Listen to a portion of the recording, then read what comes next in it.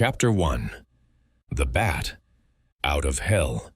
July 28, 1944. High above Merseburg, Germany, Colonel Evelyn Tacon's squadron of P-51 Mustangs escorted a formation of B-17 bombers toward their target. The Americans had seen plenty of action over Europe, and by now they thought they'd encountered everything the Luftwaffe could throw at them. They were wrong. Someone spotted them first. White contrails high at 6 o'clock, climbing at an angle that shouldn't have been possible. Tacon watched as two stubby aircraft with swept wings rocketed upward from more than a mile below them. One moment, they were distant specks. The next, they were screaming through the formation at what Tacon later estimated was between 500 and 600 miles per hour. One dove away into the clouds. The other climbed straight into the sun, disappearing in seconds. Like a bat out of hell, one pilot said over the radio. And just like that, they were gone. The Americans had no idea what they'd just seen, but they knew one thing for certain. Nothing in the Allied air forces could match that kind of speed. What they'd witnessed was Germany's latest desperation weapon, the Messerschmitt Me 163 Komet. It was the fastest aircraft in the world, a technological marvel years ahead of its time. It was also one of the most dangerous machines ever built, and not just for the enemy. The Komet looked like something from science fiction. Just 18 feet long with short, swept wings, it resembled a flying egg more than a traditional fighter. There was no propeller, no spinning turbine visible at the rear. Instead, it was powered by a Walter rocket engine that could produce nearly 4,000 pounds of thrust. The result was an aircraft that could climb at 16,000 feet per minute and reach speeds of 700 miles per hour in level flight performance that wouldn't be matched by jet aircraft until the early 1950s. But here's what the Allied pilots didn't know during those first encounters. The Komet was just as likely to kill its own pilot as it was to down a bomber. Perhaps even more likely. Chapter 2. The Dream of Rocket Flight. The story of the Komet begins not with war, but with dreams of flight itself. In the 1920s, a German aeronautical engineer named Alexander Lippisch had become fascinated with tailless aircraft designs. He believed that removing the horizontal stabilizer and tail would reduce drag and weight, creating a purer, faster form of flight.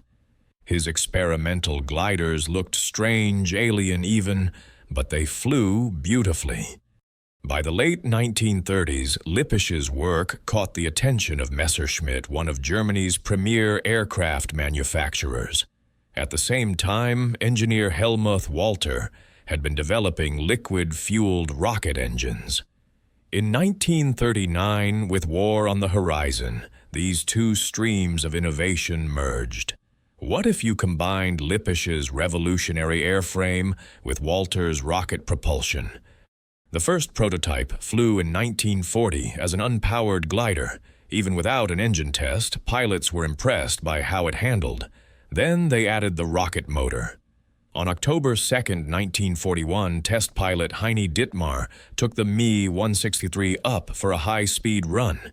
He pushed the little aircraft to 623.8 miles per hour, faster than any human being had ever traveled in level flight. The world speed record was shattered, though Germany kept it secret. They were, after all, in the middle of trying to conquer Europe.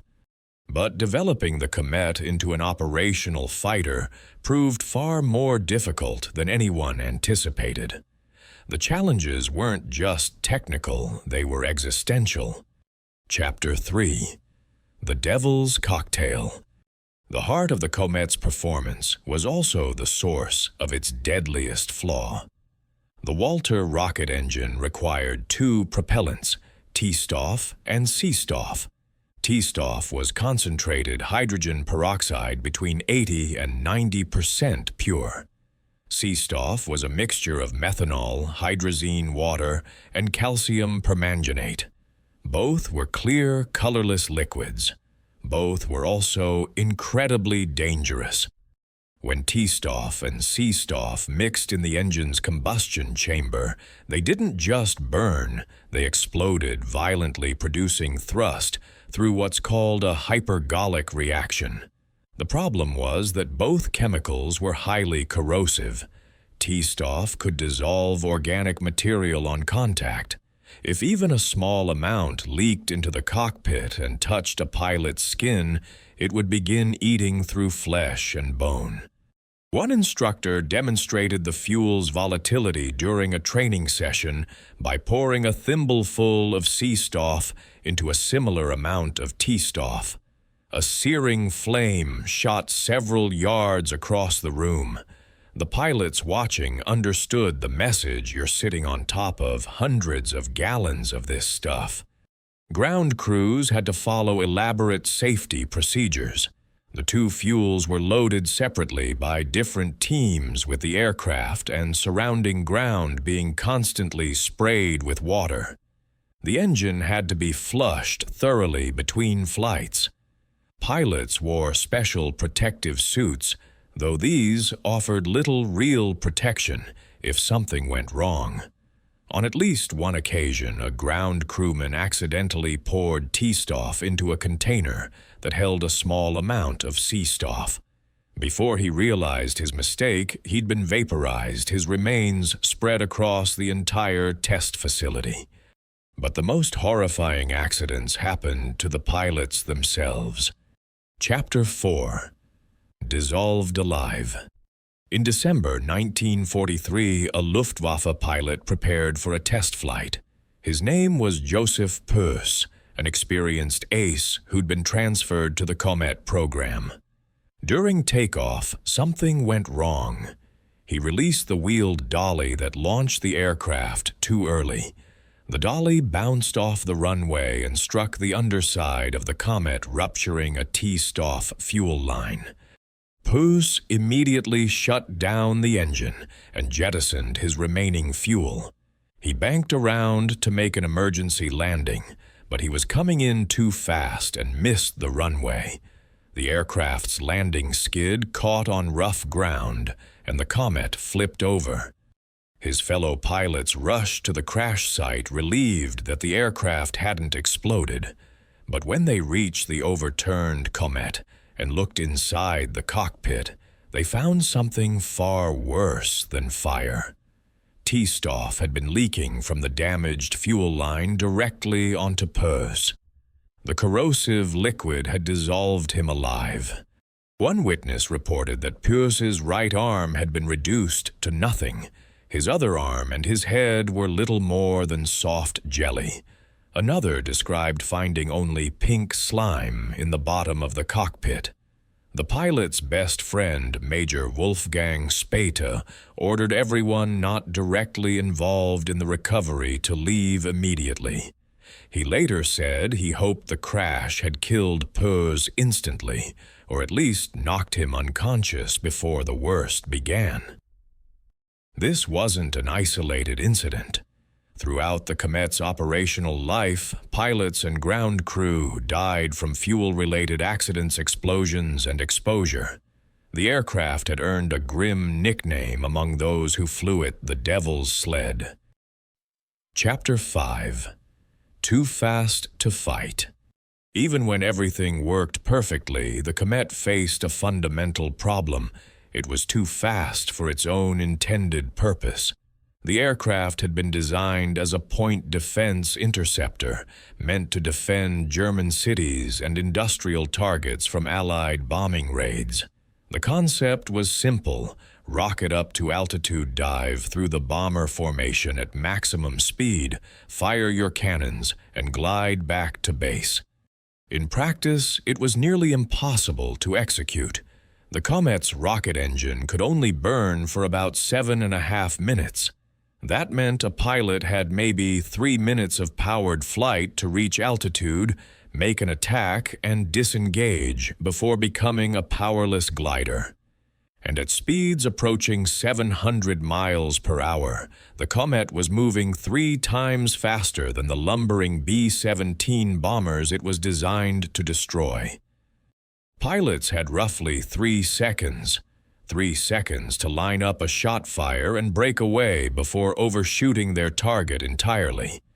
The Komet's 2 30mm cannons packed tremendous punch, but their slow rate of fire and short range made them nearly useless at such extreme closing speeds. It was like trying to shoot a sleeping turtle while riding a motorcycle at full throttle. Experienced bomber gunners found they couldn't even track the Komet with their turrets. It simply moved too fast. One American crew reported that they'd only known they were under attack when they saw a blur pass by their aircraft.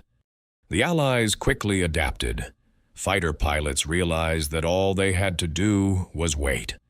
Once the Komet's fuel ran out, it became a glider, fast and maneuverable, but defenseless.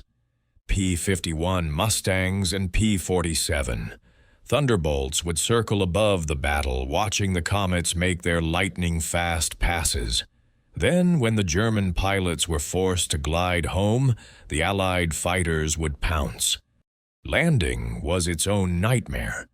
The Komet took off using a wheeled dolly that was jettisoned after launch, and it landed on a retractable skid. Any rough landing could rupture fuel tanks or damage fuel lines. If any T-stoff or C-stoff remained in the aircraft, an explosion or deadly leak was almost guaranteed. Many pilots died within sight of their own airfields, their aircraft flipping over on landing and drowning them in corrosive chemicals. Allied pilots also learned to strafe German airfields immediately after Komet attacks. The little rocket fighters would be sitting immobile on the ground, waiting for tractors to tow them back to their hangars. They were easy targets. Chapter 6: A Failure of Desperation. By May 1944, the Komet was officially operational with Jagdgeschwader 400, the Luftwaffe's only rocket fighter squadron. But operational is a generous term. Fuel shortages plagued the program from the beginning. The factories producing T-stoff and C-stoff were bombed repeatedly by Allied aircraft, and by late 1944, there simply wasn't enough fuel to keep the Komets flying regularly. Training was rushed and often fatal. Pilots were selected from experienced glider flyers since the Komet spent most of its flight time gliding. But gliding a Komet was different from gliding a conventional aircraft. It came in too fast, too flat. Pilots overshot runways. They caught the landing skid on uneven ground. They ran out of fuel at the wrong moment and crash-landed in fields. Between May 1944 and April 1945, the Komet shot down somewhere between 9 and 18 Allied aircraft. Sources vary on the exact number. In the same period, at least 10 Komets were destroyed in combat, and at least 9 more were lost in accidents. Some estimates suggest that the Me-163 killed more German pilots than Allied airmen. Around 370 Komets were built before the war ended. Most never saw combat. They sat in hangars unfueled and unflyable as Germany's industrial capacity collapsed. In May 1945, Jagdgeschwader 400 was disbanded. The remaining Komets were abandoned or captured by Allied forces. Chapter 7: Legacy of the Komet. After the war, captured Me-163s were studied extensively by the United States, Britain, France, and the Soviet Union. Test pilots flew them as gliders. None of the Allies could produce enough T-stoff and C-stoff to attempt powered flights safely. The aircraft influenced post-war research into rocket propulsion and high-speed flight, though by then the focus had shifted to jet engines and eventually guided missiles. The Komet holds a unique place in aviation history.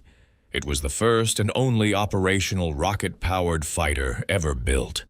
It was the fastest aircraft of World War II, and its speed record stood until Chuck Yeager broke the sound barrier in 1947. In July 1944, test pilot Heine Dittmar pushed a Komet to 702 miles per hour, a record that wouldn't be exceeded by a turbojet aircraft until 1953.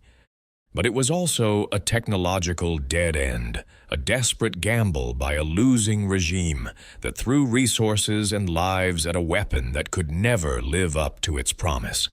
The Komet was too fast, too dangerous, too limited in range, and too difficult to produce. It represented the absolute bleeding edge of what was possible in 1944, but it also showed the limits of that possibility. Today, about 10 Me-163s survive in museums around the world, silent reminders of an aircraft that was simultaneously brilliant and terrible. Those who flew it described it in contradictory terms, exhilarating and terrifying, a dream and a nightmare. When Allied pilots first encountered the Komet over Germany in the summer of 1944, they didn't know whether to be amazed or afraid. They'd seen something that shouldn't exist, an aircraft that climbed like a rocket and dove like a meteor. Some laughed at its bizarre appearance, calling it a flying egg or a bathtub with wings. But after those first encounters, nobody was laughing anymore. The Komet wasn't funny. It was proof that even in the final desperate year of the war, German engineering could still produce something revolutionary. And it was proof that sometimes the most advanced technology is also the most dangerous.